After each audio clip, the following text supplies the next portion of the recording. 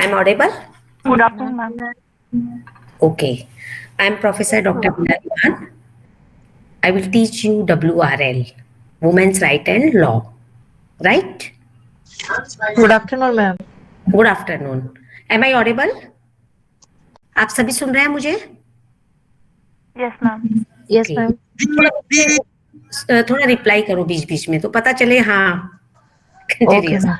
ठीक है मैं professor doctor Beena Diwan I will teach you WRL women's right and law it's very important subject because women's को अपने rights पता होने चाहिए बेसिक राइट्स उसको पता होने चाहिए और स्पेशली आपने यहाँ ज्योति विद्यापीठ वुमेन्स यूनिवर्सिटी में एडमिशन लिया है तो ये एक यूएमसी कोर्स में आता है यूनिवर्सिटी मिशन कोर्स है यहीं की ओर से लगाया गया सब्जेक्ट है और इसका जो सिलेबस है it's divided into 2 parts unit 1 and unit 2 unit 1 जो है उसमें 2 बुक्स कवर करती है एक तो कॉन्स्टिट्यूशन ऑफ इंडिया और एक Hindu law constitution of India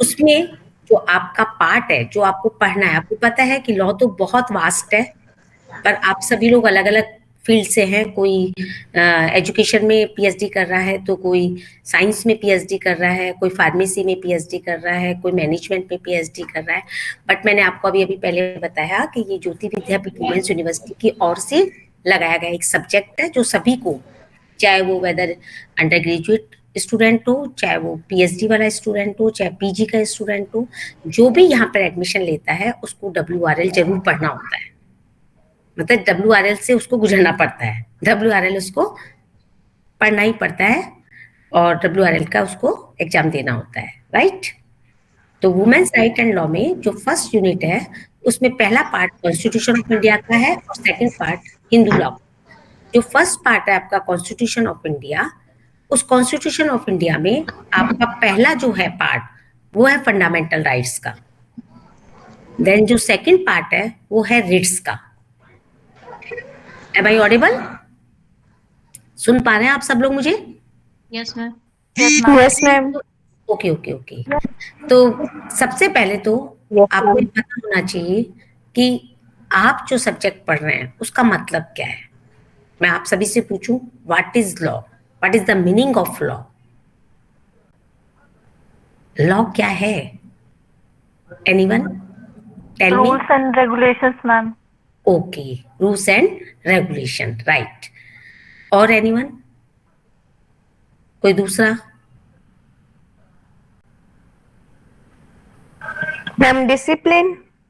discipline right मतलब हम सब जानते हैं कि हमें रूल्स और रेगुलेशन में रहना चाहिए डिसिप्लिन में रहना चाहिए क्योंकि लॉ ही एक ऐसा है जिससे कि सब लोग डरते हैं अदरवाइज कोई अपने पेरेंट्स से भी इतना नहीं डरता उसे पता है कि अगर मैंने कोई भी ऑफेंस किया तो मुझे सजा मिलेगी मतलब हम कोई भी काम करते वक्त अगेंस्ट द लॉ नहीं करते हैं लॉ के अंदर ही रहते हुए हम वो वर्क करते हैं लॉ हमें गलत काम करने से इलीगल एक्ट करने से रेस्ट्रिक्ट करता है राइट तभी सोसाइटी चल पाती है वरना हर कोई किसी को कुछ भी बोल दे कोई भी एब्यूजिंग वर्ड इस्तेमाल में ले सकता है ना लेकिन लॉ हमें बाउंड करती है हमें रेस्ट्रिक्ट करती है कि हमें इलीगल एक्ट ना करें समझ में आ गया तो आप राइट डाउन करिए 2 मीनिंग मैं आपको बताती हूँ जो आपको इस क्लियर करेंगे कि लॉ क्या है लिखिए what is law what is the meaning of law अपनी जो ऑन लैंग्वेज है उसके अकॉर्डिंग लिखिए welcome law is a set of rules law is a set of rules ये डिस्टरबेंस बहुत आ रहा है आप अपने आप को सब लोग म्यूट कर लीजिए सब लोग म्यूट कर लीजिए प्लीज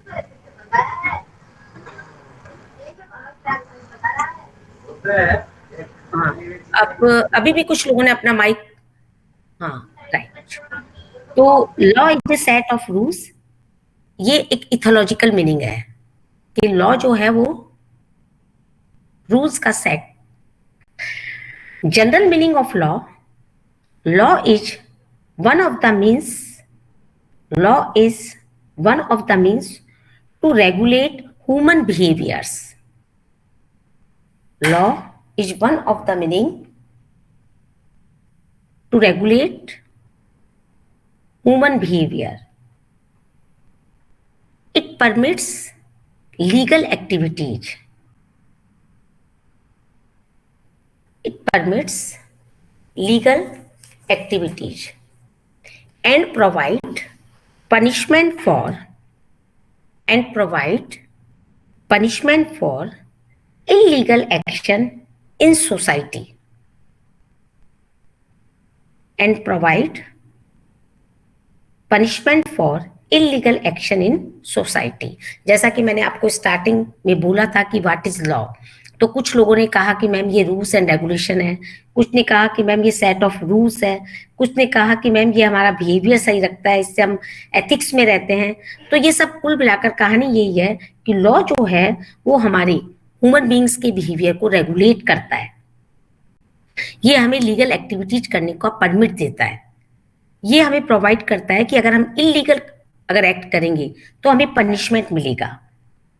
इससे सोसाइटी ढंग से चलती है, राइट। सोसाइटी को मेंटेन करने के लिए लॉ बहुत जरूरी है। तो ये तो था एक तरह से मीनिंग ऑफ लॉ, या हम कह सकते हैं importance of law, right. Next अब आपका जो चालू होता है वो होता है जो आपका सिलेबस है उसमें आता है सबसे पहले आर्टिकल 14। आर्टिकल 14 क्या है? आर्टिकल 14 फंडामेंटल राइट है। आप सभी लोगों ने बचपन में भी पढ़ा होगा कि आप लोगों को सबको फंडामेंटल राइट्स मिले हुए हैं ना। जो भी इंडिया में बॉर्न हुआ है बाय बर्थ ही उसको फंडामेंटल राइट्स मिल जाते हैं। कोई भी हमारे फंडामेंटल राइट्स को वायोलेट नहीं कर सकता। अगर कोई हमारे फंडामेंटल राइट्स को वायोलेट करता है तो we can go in court. हम कोर्ट जा सकते हैं ना, कोर्ट से रेमेडी ले सकते हैं। तो फंडामेंटल राइट जो है उसी फंडामेंटल राइट्स में जो हमारे कोर्स के अंदर है, जो हमें पढ़ना है, मतलब आप लोगों को पढ़ना है, वो है article 14 right to equality. Right to equality means anyone, क्योंकि ये हम बचपन में पढ़ चुके हैं, बस मैं आपको वापस से इसको रिवाइज करा रही हूं। आर्टिकल 14 बताइए, राइट टू इक्वलिटी का मतलब क्या होता है? Ma'am everyone is equal before law. बिल्कुल right, correct.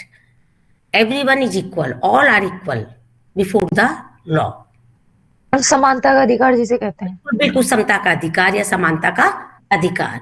It means law के सामने there is no discrimination between which race, which caste, which gender.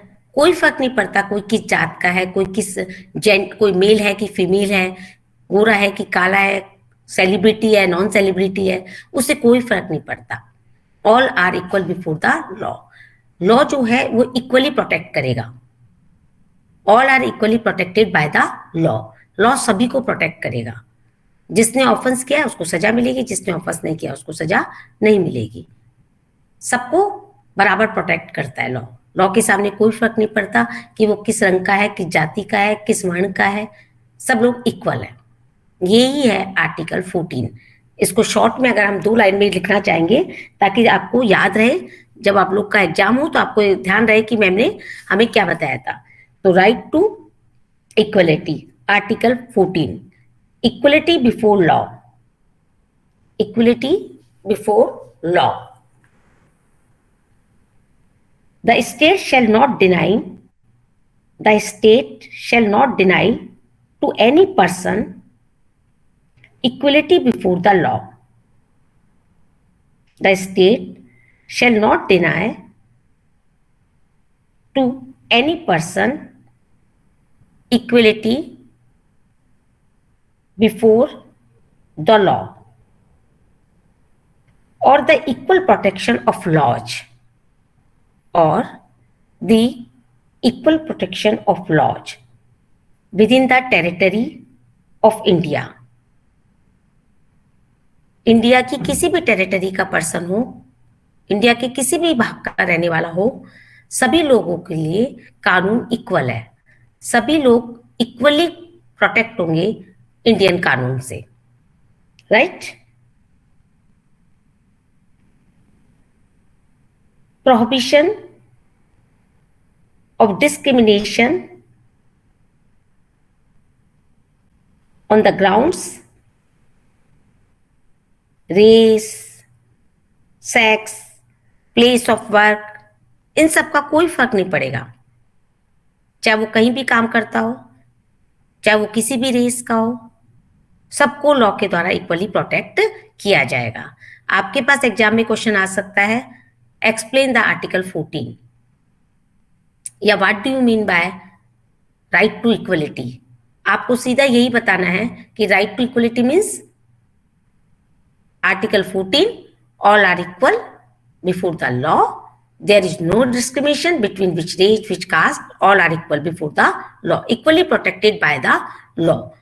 चाहे वो इंडिया की किसी भी स्टेट का व्यक्ति क्यों ना हो, इंडिया की किसी भी टेरिटरी का रहने वाला क्यों ना हो, सबको लॉ इक्वली प्रोटेक्ट करेगा, सबके सामने लॉ इक्वल है। समझ में आ गया? क्लियर? Yes ma'am. तो पहला आर्टिकल था आपका आर्टिकल 14, राइट। सेकंड जो आपका आर्टिकल आता है वो आता है राइट टू, लिखिए, right to life and personal liberty, right to life and personal liberty, article 21। क्या मतलब होता है anyone? Right to life and personal liberty.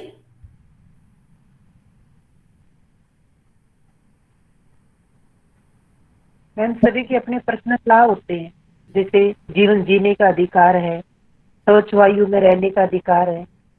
बिल्कुल बिल्कुल, कोई उसमें इंटरफेयर नहीं कर सकता, है ना। सबको अपनी पर्सनल लाइफ जीने का अधिकार है, लेकिन पर्सनल लाइफ जीने का अधिकार ये थोड़ी है कि वो अगेंस्ट द लॉ भी काम कर सकता है। बताइए। No ma'am, no ma'am, against the law नहीं कर सकता, लॉ में रहते हुए वो अपनी पर्सनल लाइफ को एंजॉय कर सकता है, लेकिन लॉ के नियम का पालन करते हुए अगेंस्ट द लॉ वो कोई काम नहीं कर सकता। तो right to life and personal liberty, article 21, write down, no person shall be deprived, no person shall be deprived of his right to life and personal liberty except according to procedure established by law।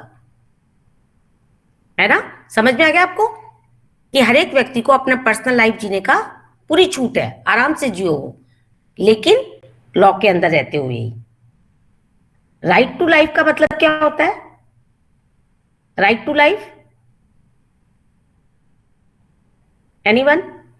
Right to life का मतलब ma'am किसी भी तरीके से अपनी life को enjoy करना।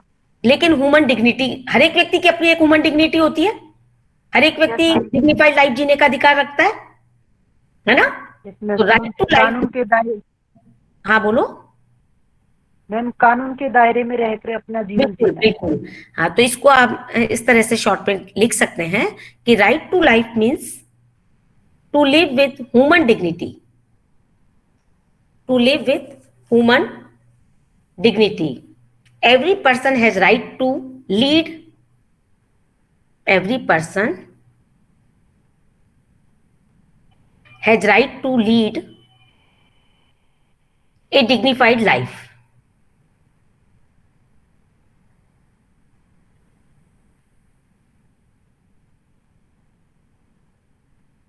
Clear?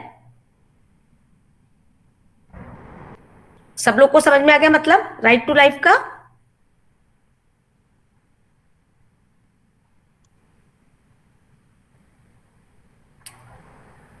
Next लीजिए, right to personal liberty, right to personal liberty. अब राइट टू पर्सनल लिबर्टी का क्या मतलब हुआ बताइए? राइट टू पर्सनल लिबर्टी का क्या मतलब हुआ? मैडम स्वतंत्रता का अधिकार, राइट टू पर्सनल लिबर्टी, अपनी पर्सनल, हर एक व्यक्ति को वो कैसा भी खाए, कोई दिक्कत नहीं है, कैसे भी शेल्टर में रहे। हाँ, लेकिन उस पे सब बस कानून के दायरे में रहते हुए, अगेंस्ट द लॉ नहीं। समझ में आ गया? अपने स्वतंत्रता पूर्वक उसे जीने का अधिकार है, उसे काम को चूज करने का अधिकार है, उसको किसी भी हर व्यक्ति को अधिकार है कि वो उसको रहने के लिए, खाने के लिए सब कुछ मिले, उसमें कोई और दूसरा व्यक्ति उसकी पर्सनल लाइफ में इंटरफेयर ना करे, लेकिन सब कुछ के दायरे में रहते हुए। तो अब इसको भी शॉर्ट में आप राइट डाउन कीजिए। Much more freedom, much more freedom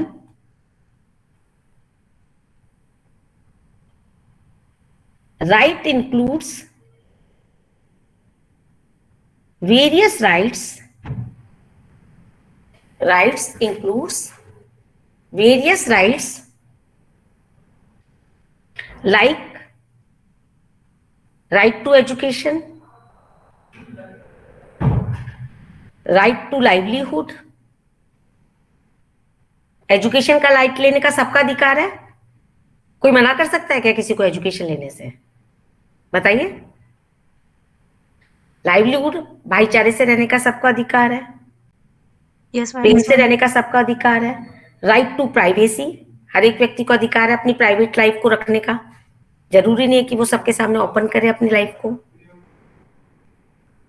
right to shelter, shelter का राइट है सबको।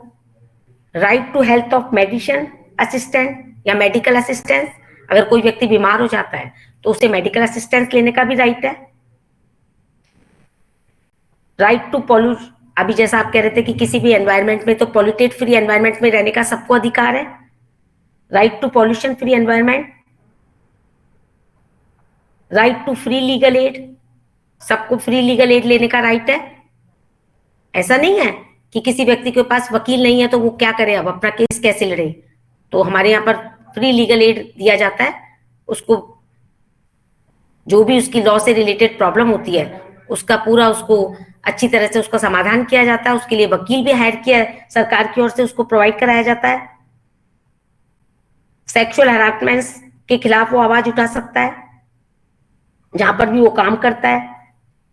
राइट टू स्पीच, ये सारे जितने भी एटसेट्रा कर दीजिए, जितने भी राइट्स हैं, ये सब किसके अंदर आते हैं?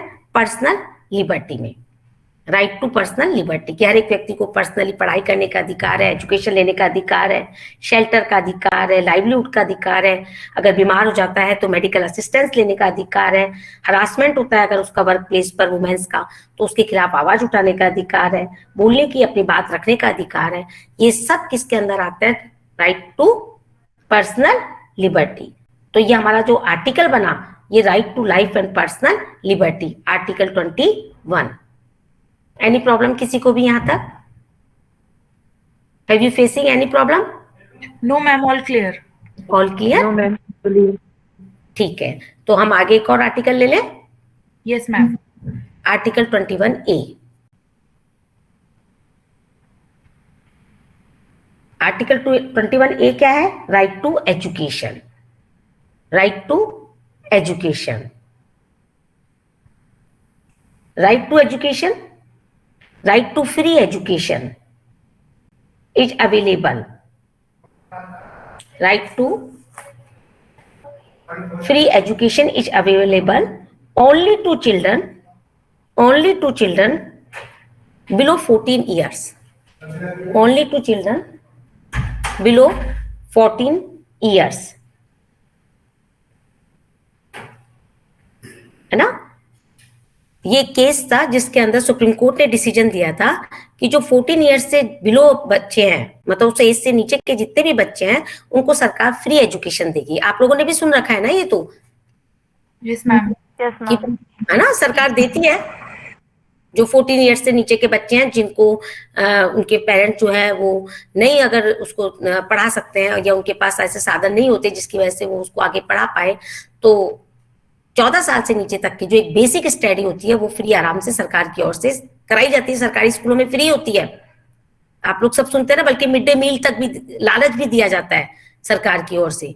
मिड डे मील प्रोवाइड कराया जाता है, उनको बैग, पुस्तकें सब फ्री प्रोवाइड की जाती है, जिससे ज्यादा से ज्यादा बच्चे जो है वो बेसिक शिक्षा ले सके। ये बहुत अच्छा फंडामेंटल राइट है। कोई ये नहीं कह सकता कि हम अपने बच्चे को कैसे पढ़ाएं, हमारे पास तो पैसा ही नहीं है। अरे आप अवेयर हुई 14 ईयर्स से बिलो के बच्चों को फ्री एजुकेशन का राइट है ना। तो आप Yes, ma'am. अपने कई बार आप अपने आसपास देखते हैं, अपने मेट्स को देखते हैं, छोटे छोटे बच्चों को अपने साथ ले आती हैं काम करने के लिए, और जब आप उनको सलाह देते हो कि भाई जाओ इनको पढ़ाओ, तो वो एक ही बात कहती है। मोस्टली आप लोगों ने अगर कभी देखा हो तो उनके मुंह से एक ही बात निकलती है, क्या पढ़ाए, खाने के लिए तो पैसे नहीं होते, पढ़ाने का कहाँ से लेके आए। होता है ना ऐसा जी मैम। कॉमन लाइफ में, सुना है ना आप लोगों ने। लेकिन इसीलिए ये सब्जेक्ट लगाया गया है, इसीलिए ये एक सब्जेक्ट लगाया गया है ताकि लोग उनको अवेयर करा सकें। आप अपने मेट्स को कह सकें कि भाई ऐसा कैसे कह सकती हो तुम, बेसिक पढ़ाई तो सरकार अपनी ओर से फ्री देती है बच्चों को। आपके बच्चे इतने छोटे छोटे, आप इनको ले आती हो और कहती हो कि इनको काम अभी से नहीं कराएंगे तो फिर आगे चलकर कैसे करेंगे, या हमारे पास तो खाने के पैसे ही नहीं, हम पढ़ाएं कैसे। तो ये सब बहाना है, ये उनको ना पढ़ाने का एक बहाना है। अदरवाइज तो सरकार ने तो पूरे साधन प्रोवाइड कर रखे हैं, बल्कि खाना पीना भी देती है स्कूलों में, और बहुत अच्छा खाना देती है। आप कभी किसी सरकारी स्कूल में जाएंगे तो आप पाएंगे कि बहुत अच्छी फैसिलिटी प्रोवाइड करती है वो बच्चों को, दोनों टाइम दूध भी देती हैं, मिड डे मील भी देती हैं, लेकिन उसका फायदा ही नहीं उठाती पब्लिक। आप अपने आसपास के लोगों को ये सब्जेक्ट पढ़ के, मैं आपको पहले से भी पता हो तो आप अवेयर करा सकते हैं कि भाई जाइए अपने बच्चों को स्कूल में डालिए, वहां फ्री शिक्षा मिलती है, खाना पीना भी फ्री मिलता है, आपको कोई उठाने का इसका जो भार है वो वहन करने का कोई मतलब आपको ऐसा नहीं है कि आप इसको जबरदस्ती इस वजह से स्कूल ना भेजिए। आराम से आप भेजिए, बच्चे आराम से फ्री एजुकेशन लेंगे और उनका बेसिक स्टडी होगी। तो right to education article 21A में आता है, 21A, ऊपर वाला 21 था जो right to life and personal liberty था ना, वो 21 था आर्टिकल, और ये 21A है राइट टू एजुकेशन। इसको सबसे पहले सुप्रीम कोर्ट ने केस था, उस केस का नाम भले आप लिख लो, उन्नी Krishnan UNNI, Unni Krishnan UNNI, Unni Krishnan versus state of Andhra Pradesh 1993।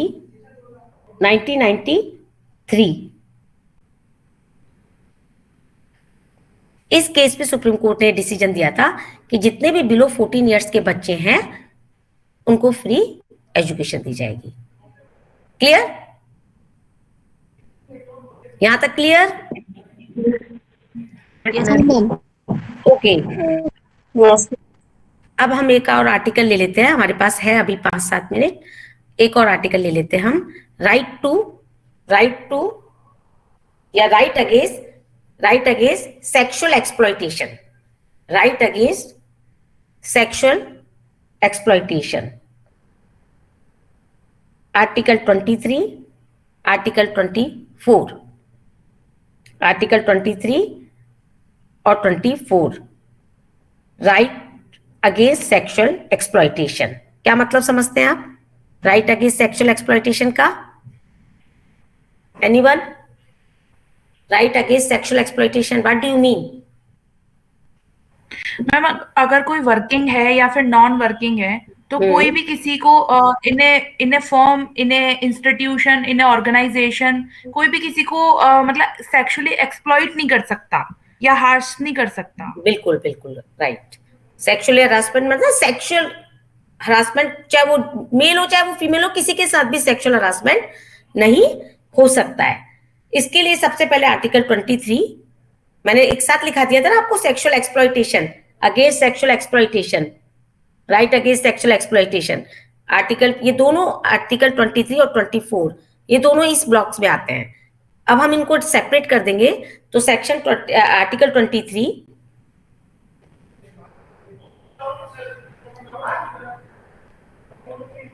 आवाज आ रही है आपको? Yes ma'am. हाँ, आर्टिकल 23 राइट या prohibition of traffic, prohibition of traffic in human being and forced labor. Prohibition of traffic in human being and forced labor. Traffic in human being का मतलब समझते हैं आप?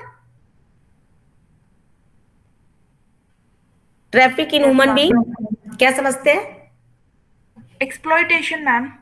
नहीं, एक्सप्लॉयटेशन तो है, लेकिन ट्रांसप्लांटेशन, एक्सप्लॉयटेशन ऑर्गन का ट्रैफिकिंग करना मैम। हाँ, मतलब एक तरह से ये समझ लो ह्यूमन का भी ट्रैफिक नहीं हो सकता। पुराने टाइम में याद है आपको दास प्रथा वगैरह चलती थी और लोग उनको ही खींचते थे रिक्शे में, उनको लगा देते थे कलकत्ता और या वेस्ट बंगाल की साइड। तो उनको इस तरीके से जानवरों की तरह उनके साथ व्यवहार किया जाता था। उन सब पर रोक लग गई जब से फंडामेंटल राइट आए हैं, है ना? समझ रहे हो आप? यस और मैम। आज हमारे फंडामेंटल राइट्स को कोई वायोलेट नहीं कर सकता। ये आपको पता है कि अगर हमारे कोई फंडामेंटल राइट्स को वायोलेट करता है, कोई भी हमारे किसी भी तरीके से हमारे फंडामेंटल को राइट को यूज करने से रोकता है हमारे को, तो हम कोर्ट में जा सकते हैं।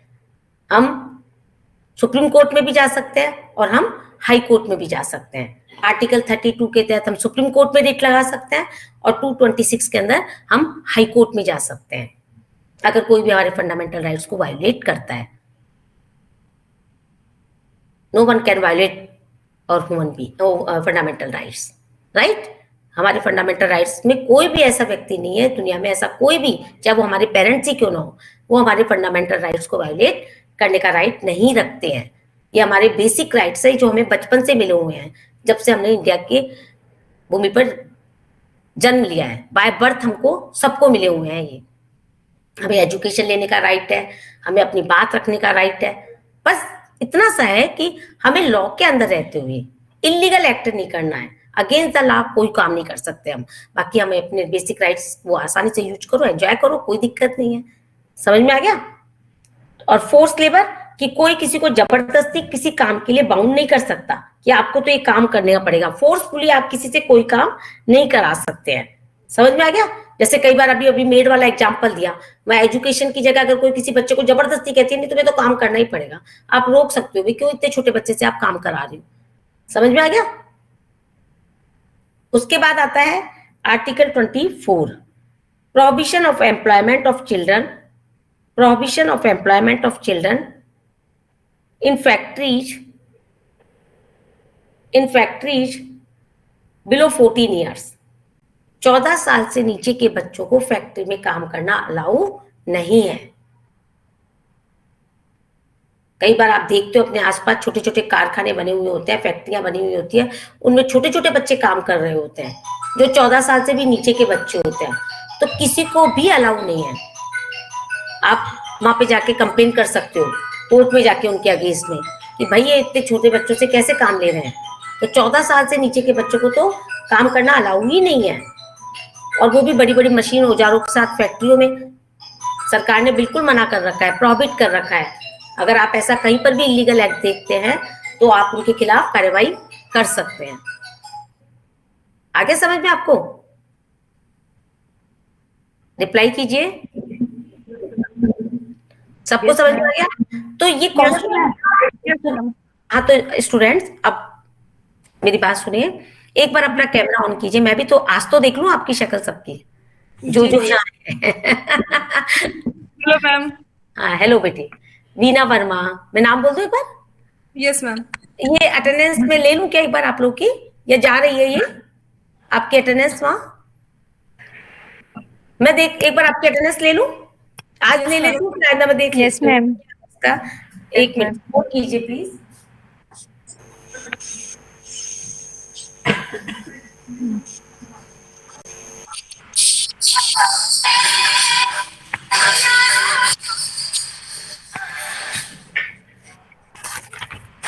मैम हाँ, अटेंडेंस ले रही हूँ, आप जरूर आ जाएंगे यहाँ सामने। नाम बोलती जाती है एक बार, Sushma Gautam. Yes ma'am.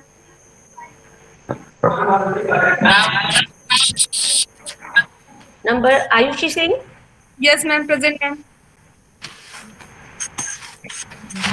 Kuppu Goyal. Yes ma'am. Monika Sen, present ma'am. और सुमन रानी सुमन। Yes ma'am. ये BHMS क्लास लिखा हुआ आ रहा है कुछ। Yes ma'am. ये कौन है? सोनू लिखा हुआ है। गौतम, गौतम चंदा।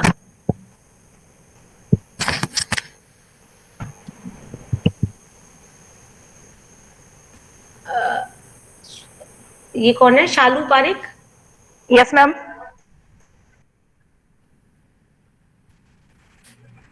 शालू पारिक के अलावा निशा। Yes ma'am. और भी कोई देखे? मनीषा मैम।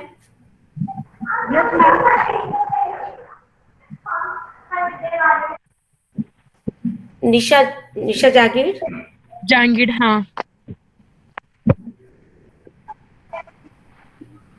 सुमन रानी सुमन आगे शायद है ना। किरण संतोष।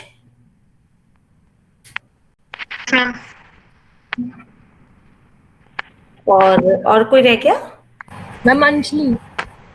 अंजलि। अंजलि मैम आपने सुमन रानी 2 बार बोल लिया है।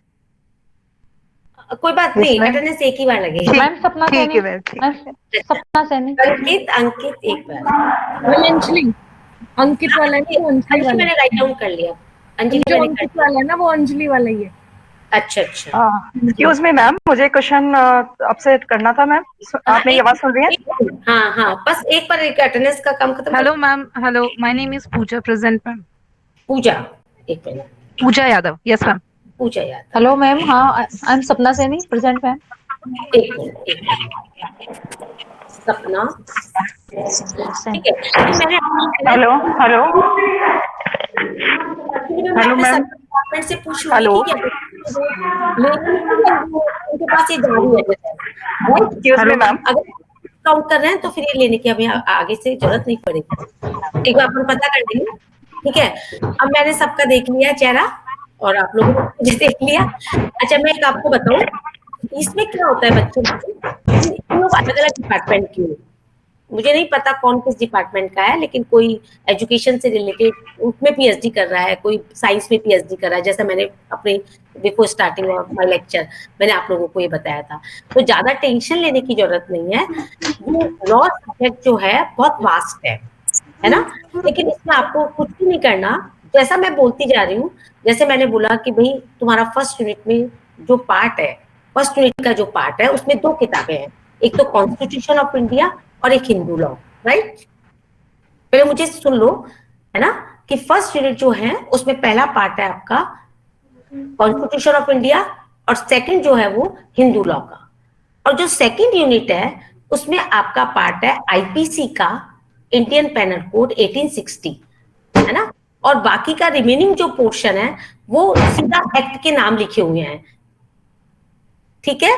तो अब आज हम बात करेंगे, अभी हमने अपना लेक्चर कंप्लीट कर लिया, लेकिन मैं तुमको बता रही हूँ कि फर्स्ट यूनिट जो है उसमें जो कॉन्स्टिट्यूशन का पार्ट है उसमें आपके आर्टिकल्स है और रिट्स है, आर्टिकल और रिट्स। तो जो आर्टिकल मैंने कंप्लीट करने दो बेटे, कि आर्टिकल जो मैंने आपको बताया, article 14, article 21, article 21A, 23 and 24, बस यही फंडामेंटल राइट आपके कोर्स में है।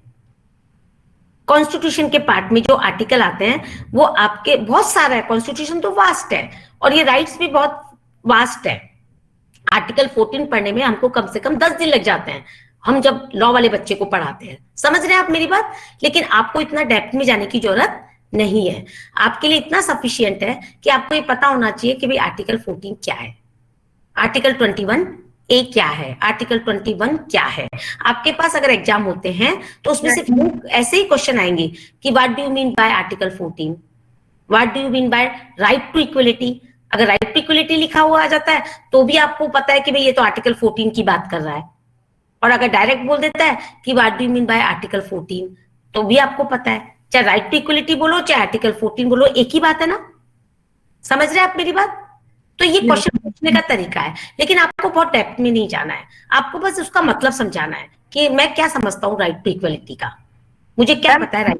एक्सक्यूज मी मैम, मुझे एक चीज पूछनी थी कि लैंग्वेज का भी फर्क पड़ेगा क्या मैम? जैसे हिंदी से कर रहे हैं हाँ तो देखो हमने बोथ लैंग्वेज में आपको बताया ना, ऐसा तो जी नहीं है मैम। कि प्योर इंग्लिश में बता दिया। ओके तो ओके ओके। क्योंकि मैंने, आप मेरी बात को ध्यान से सुनिए, मैंने आपको बताया था कि मुझे पता है इसमें कोई हिंदी में पीएचडी कर रहा है, कोई इंग्लिश में पीएचडी कर रहा है, कोई सोशियोलॉजी में पीएचडी कर रहा है, तो वो हिंदी में लिख रहा है या इंग्लिश में लिख रहा है, उसकी लैंग्वेज मुझे नहीं मालूम है ना। Okay ma'am, okay ma'am. वो इंग्लिश में तो नहीं लिखेगा, हिंदी में ही जी अपना मैम। राइट करेगा। समझ में आ ओके गया। मैम। कोई लॉ में कर रहा है तो वो इंग्लिश में ही पीएचडी करेगा, वहां हिंदी में बिल्कुल। होती नहीं है। तो ऐसा नहीं है, हम सबको ध्यान में रखते हुए ही अपना लेक्चर दे रहे हैं। तो ओके आपको आज जो मैंने पढ़ाया वो समझ में आया? पहले तो जी मुझे मैम। Yes ma'am. सभी लोगों से पूछ रही हूँ मैं। Yes ma'am. Yes ma'am. हाँ, तो आप मेरी तरफ से टेंशन फ्री रहिए, कोई टेंशन लेने की जरूरत नहीं है। बहुत अच्छा सा सब्जेक्ट है वुमेन्स राइट एंड लॉ, और बहुत स्मूथ सब्जेक्ट है, आपको कोई दिक्कत आने की जरूरत नहीं है। मैंने बताया कि आज आपका जो कॉन्स्टिट्यूशन का पार्ट था उसमें दो ही चीजें आती है, रिट आती है और फंडामेंटल राइट। ठीक है मैम, तो यूनिट कितनी आती है जैसे पेपर में?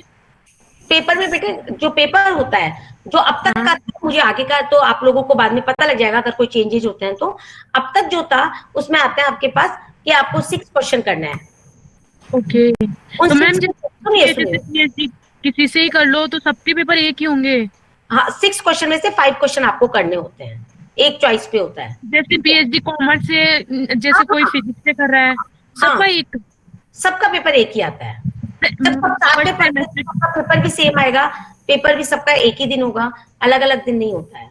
ओके, जैसे फर्स्ट सेमेस्टर के अंदर सब कुछ इक्वल? हाँ, सब कुछ इक्वल, सबको सेम पढ़ना पड़ता है। Okay ma'am, okay. है ना, ऐसा नहीं है हाँ। WRL आपको दोगे तो कॉमर्स वाला बच्चा दूसरे किसी दिन देगा एग्जाम, ऐसा नहीं हाँ। होता है। सबका एक साथ पेपर होता है, सबको एक साथ ही पेपर में लिखना होता है।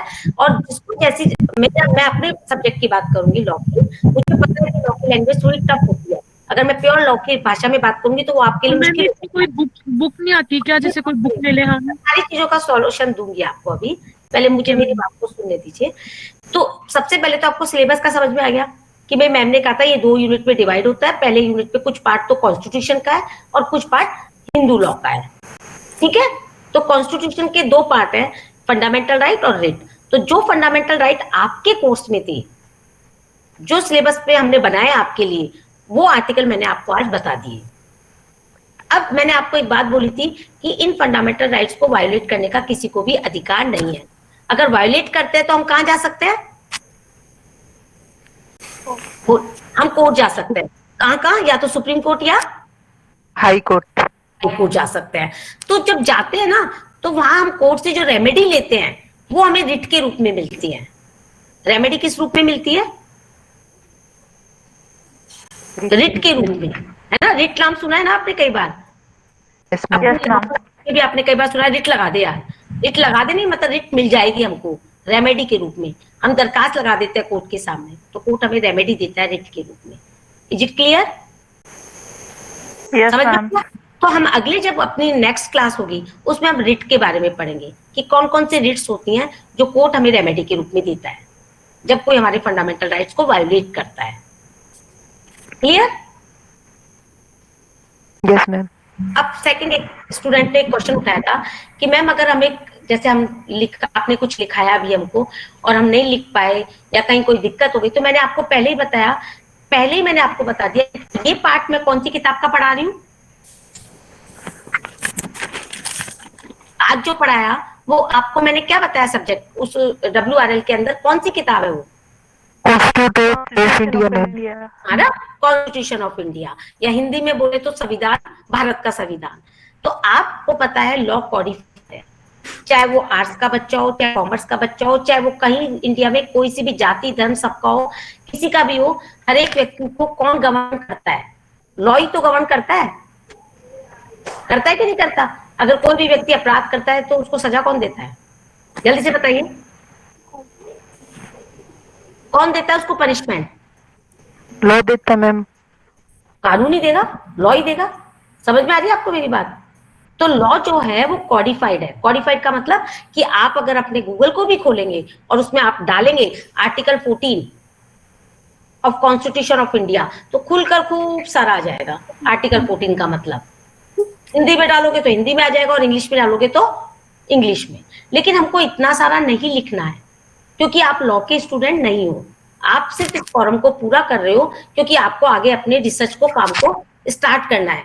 उससे पहले आपको लेकिन इस वे से गुजरना होगा, मतलब आपको ये पेपर क्लियर करना होगा। इसके लिए आपको कोई मेरिटोरियस नहीं बनना कि मुझे मेरिट में लेके आना है, बस हमें ये पास हो जाए जिससे हम अपनी रिसर्च वर्क को स्टार्ट कर सके। Right, clear?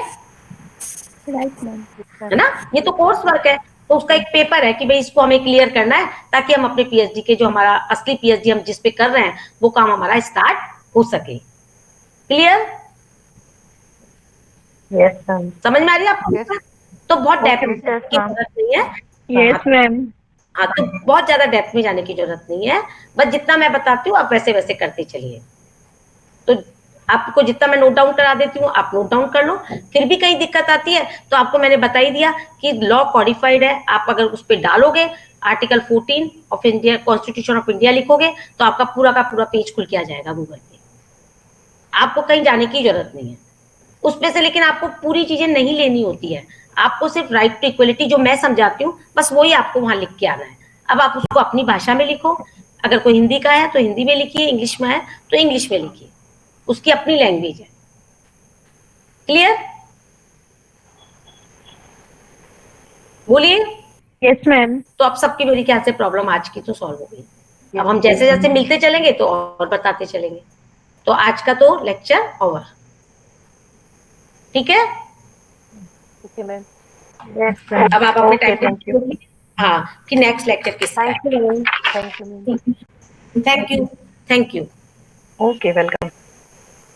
Thank you.